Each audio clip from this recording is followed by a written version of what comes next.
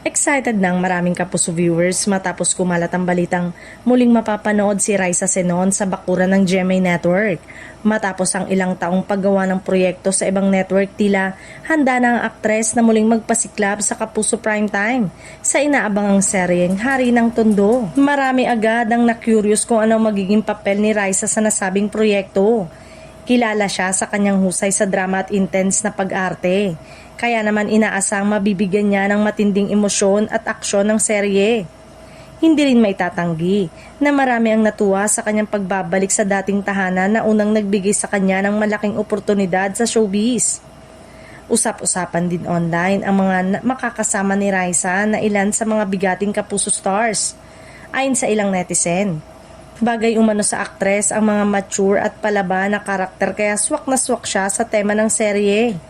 May ilan ding nagsasabing isa ito sa mga comeback project na dapat talagang abangan ngayong taon. Bukod sa kanyang talento, hinangaan din si Raisa dahil sa kanyang pagiging versatile actress. Mula drama hanggang aksyon at suspense.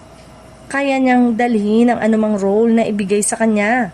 Kaya naman mataas ang expectation ng fans sa kanyang magiging performance sa bagong proyekto sa GMA Prime. Samantala, mas lalong nadagdagan ng excitement ang mga manonood matapos i-anunsyo ang Hari ng Tondo na malapit nang mapanood sa primetime. Marami ang naniniwalang magiging isa ito sa mga pinakamalalaking proyekto na serye ng GMA dahil sa matinding cast lineup at kakaibang kwento na tiyak na kaabang-abang gabi-gabi.